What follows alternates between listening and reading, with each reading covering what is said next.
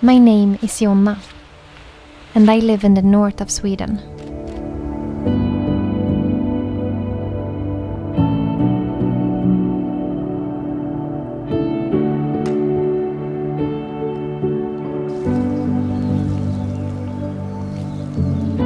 Sweden is a country with a lot of light.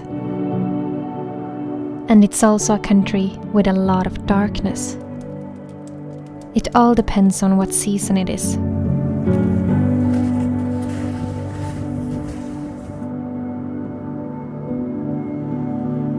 Just like many other countries in the Northern Hemisphere, there is a strong contrast in the light conditions between summer and winter. In the winter, it's dark almost all the time. And in the summer, it's light all the time. During the summer, in the very north of Sweden, the sun never sets between the end of May until the middle of July. So you can see the sun 24 hours a day, and that is called the midnight sun.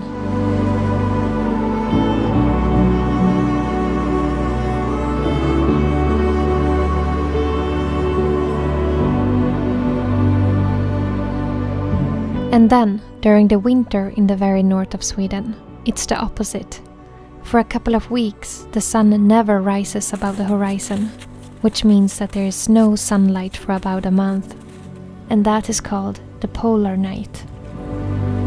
These extreme contrasts in light is caused by the rotation of the Earth in relation to the position of the sun. And the further north you go, the bigger the contrast. I live in the middle north of Sweden, and if I'm lucky and it's a clear sky, I can see the sun above the treetops for about an hour during the darkest time of the year. It's the middle of the day, and this is how high the sun goes up now. It's just a little bit over the horizon, or over the trees. But winters like this one, when it's been cloudy every day, I actually didn't see a glimpse of the sun for over a month. But just a few days ago, now in the beginning of January, I got to feel the sun on my face again. This is the first glimpse of the sun that we see in over a month. Do you see this? And that feeling when you begin to feel the sunlight again in January is always overwhelming. It's like seeing the sun for the first time in your life.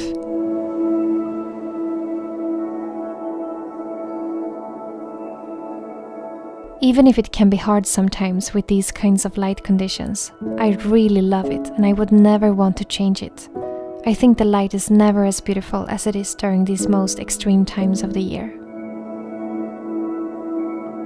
When it's summer, I usually change my rhythm and stay up all nights and then sleep in the forenoon instead.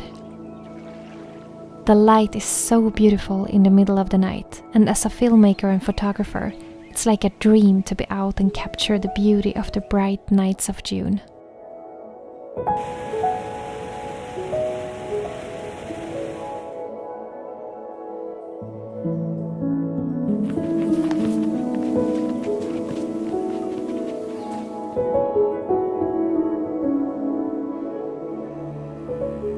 And then in the winter, even if we don't get so much sunlight, we at least get a few hours of twilight during the day.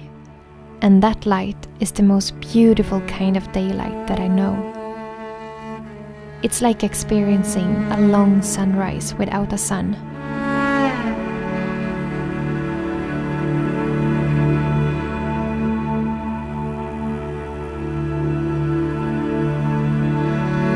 And when it's a clear sky and the sun is rising just a tiny bit above the treetops, it spreads a soft and pink light all over the landscape, and that is beyond beautiful.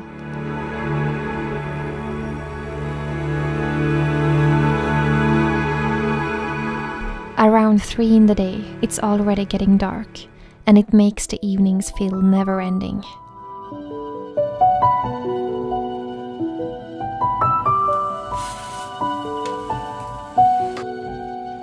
But the darkness makes us see what is never visible in the light. Because actually, we do get sunlight from thousands of suns far, far away. I live in a place where there's no light pollution and the night sky is breathtaking. And for me, that is one of the reasons that I really love the winter here. And now and then, the sun sends us a greeting in the darkness. Particles from storms on the surface of the sun comes traveling towards the earth, colliding with our magnetic field and creating the aurora borealis, the northern lights that dances in the sky. I can never find the right words to describe how much I love to stand under the northern lights on a cold and dark winter night. I can take the darkness any day as long as I get to see the stars and the northern lights. It makes it all worth it. But even though there is so much beauty to find in these special kinds of light conditions that we have here in the north, I would lie if I said that it's always easy to live and adapt to them, because it's not. Well, the summer is easy. I don't think you can have too much light. The only thing that people often ask me is if it's harder to sleep when it's light all night. And for me personally, if I want to sleep during the night, I have no problem with that. And for those who do feel like it's a problem, it's easily fixed with some thick and dark curtains. But the winter and the darkness is definitely much more challenging, and I can only speak from my own experience now. The lack of sunlight makes me more tired, and during the darkest and coldest months, between November and March, I sometimes struggle to keep the energy up. It's harder to get up in the morning when it's dark outside. Our body naturally want to wake up with the sun. And in the afternoon, I often get confused with the time, since the darkness makes it feel like it's much later than it actually is. And the lack of daylight makes me struggle more as a filmmaker, since I only have 1 hour of good light to film in a day, compared to the 24-hour of good light in the summer. So the darkness, combined with the cold, make things a bit more challenging. And I know I'm not the only one struggling to keep up the energy during this time of the year.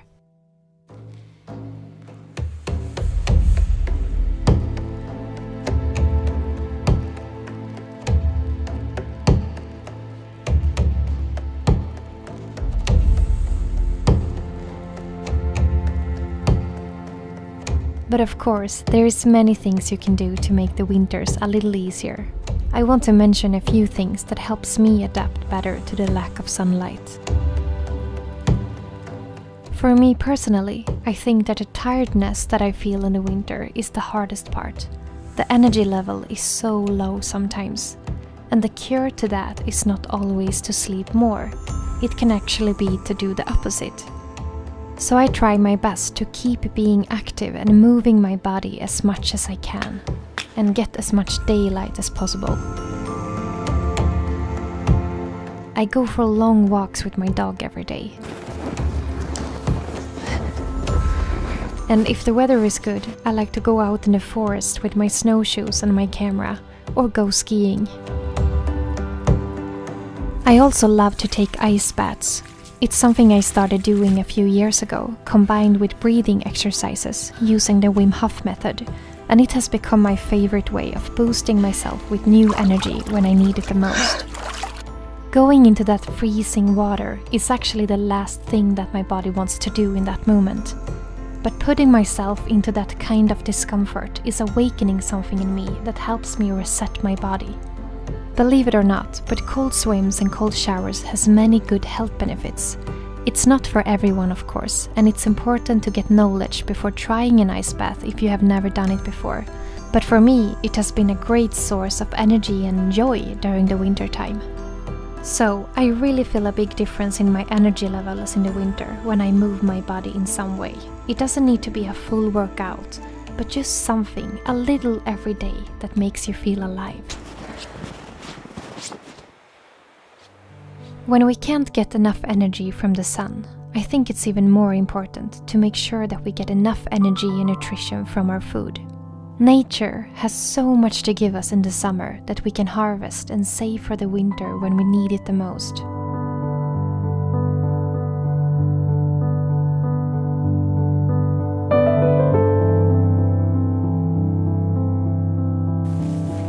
Here in the north we have plenty of berries in the forest, so I like to pick tons of blueberries and lingonberries and put in the freezer so that we can eat berries and drink juice from berries every single day during the whole winter.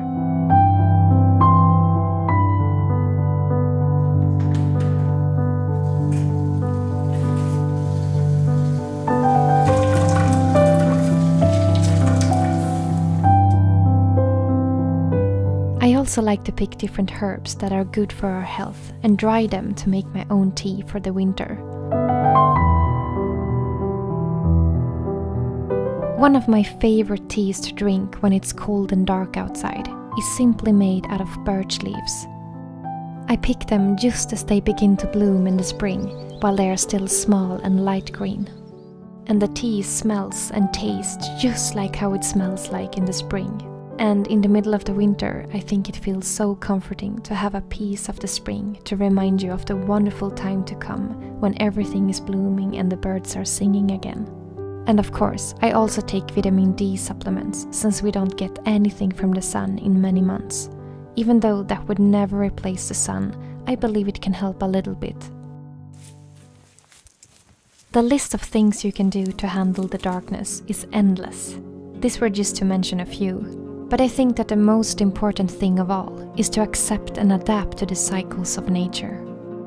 I definitely feel a big difference in the energy during summer and winter, both in nature and in myself. And that doesn't mean that it's right or wrong, it's just different.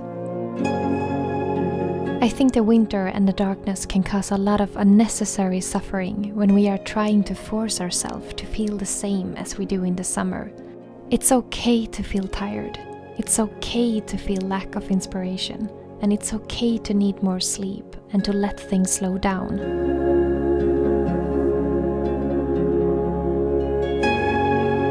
A flower would never force itself to bloom in the cold winter. So why would we? This way of thinking changed my way of dealing with the different seasons. I love the winters just as much as I love the summers. They both have their own benefits and challenges. And I think it gets much easier when we let go and accept what we feel instead of fighting it, and accept the cycles in nature and the cycles in ourselves and learn to live with it, like a dance.